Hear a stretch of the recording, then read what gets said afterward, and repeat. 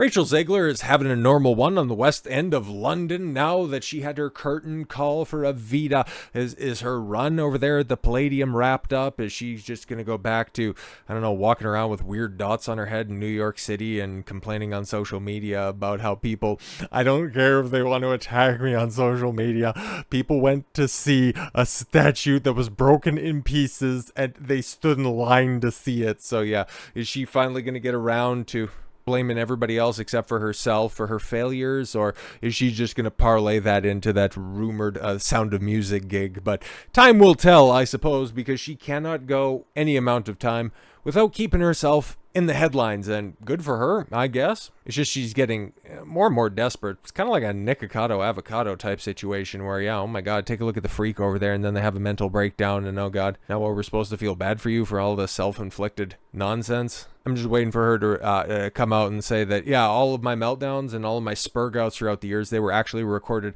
well beforehand, and now I'm a much more put together person. I've actually got a family, and I've been living a double life. It's just, it's very convoluted. Don't worry about it. But Rachel Zegler bursts into tears after fans shower love on her during a Evita curtain call. Fans, huh? Fan must have different terminology on at the West End than it does throughout the rest of the world. But Rachel Zegler got emotional as she stood at the center of the stage after a performance in Evita.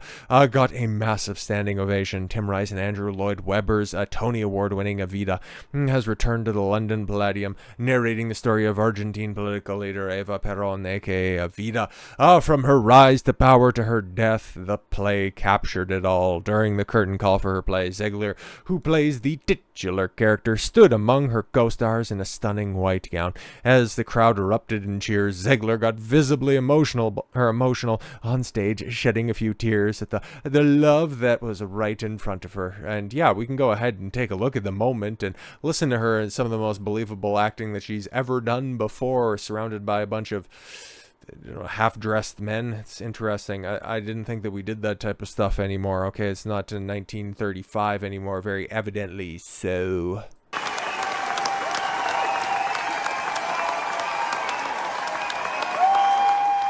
Oh, apparently she got emotional. There were tears running down her face. I don't know, man. She's just kind of doing that hack. Oh, God.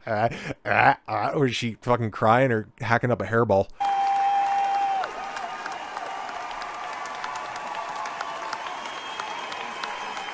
Is everybody laughing at her?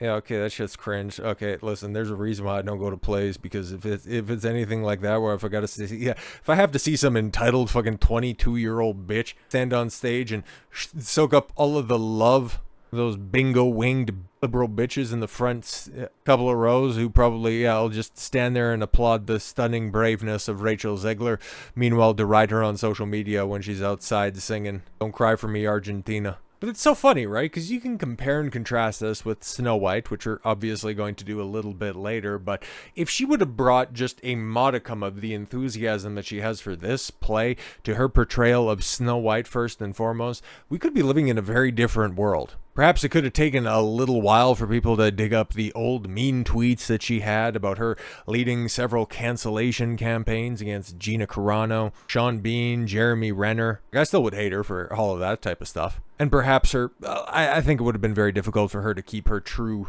personality under wraps, but maybe there would have been a softer approach to her, and perhaps Snow White wouldn't have bombed as well as it did. But let's just compare and contrast how she approaches this as opposed to Snow White, because Evita was a dream come true for Rachel Zegler. Before Zegler embodied the role of Evita for the play, she played the iconic Juliet in Broadway's Romeo and Juliet. Sure, she does not have much experience when it comes to theater or to movies, really. She got plucked from obscurity by Spielberg, after all, for her role as Maria in West Side Story. But it certainly seems like it might be her calling, after all. Being part of Evita has always been a dream for Zegler. Before getting the opportunity, she had been wanting to do it for a long, long time.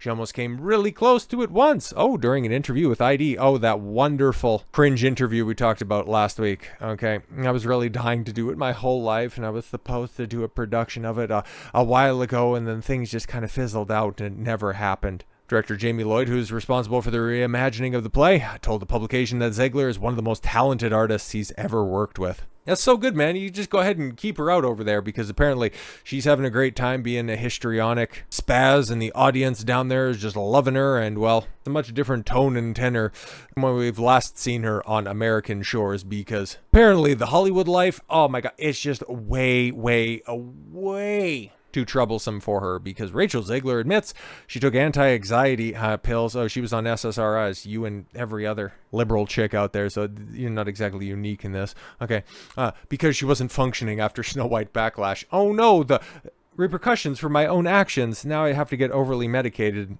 Tale as old as time, right?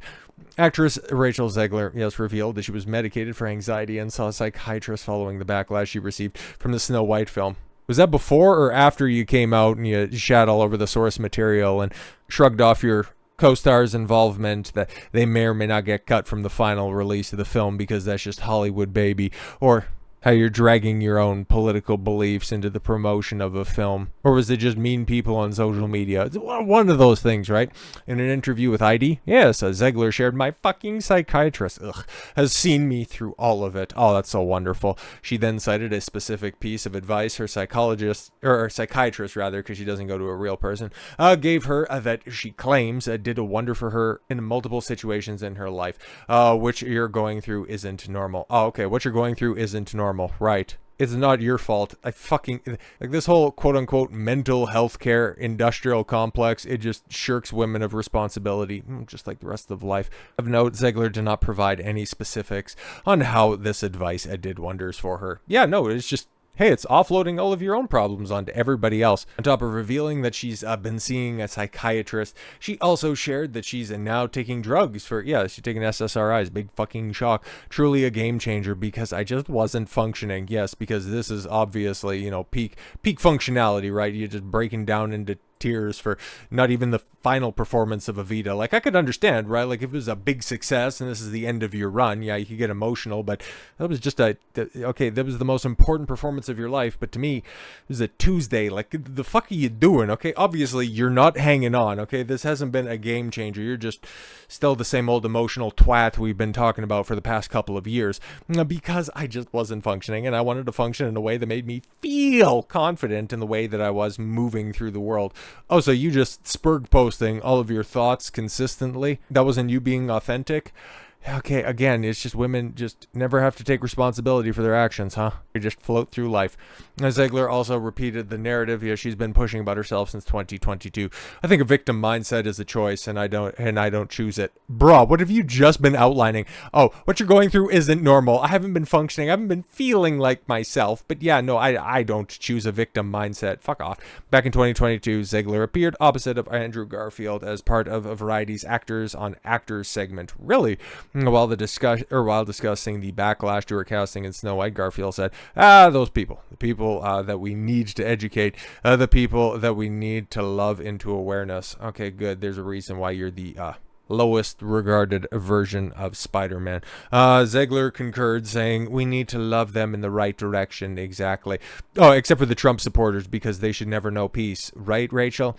At the end of the day, I have a job to do, and I'm really excited to do. I get to be a Latina princess. Yeah, exactly. You get to be a Latina princess for the lowest performing live-action remake in Disney history. But hey, don't worry, you can go be a theater brat. Until, of course, you can join Bella Ramsey in the new version of the X-Men, because she's being eyed to play Kitty Pryde, and I'm going to start the campaign that you need to be Jubilee, baby, because this shit is going to get fucking stupid. And Hollywood is full of dumb decisions. Bringing back Rachel Zegler for one more spin isn't even the dumbest thing that they could possibly do, so make it happen. So with all that said, thank you all very much for the gift of your time. I've been Don Consuelo. I want you to follow your gut and get after it. Take care, everyone.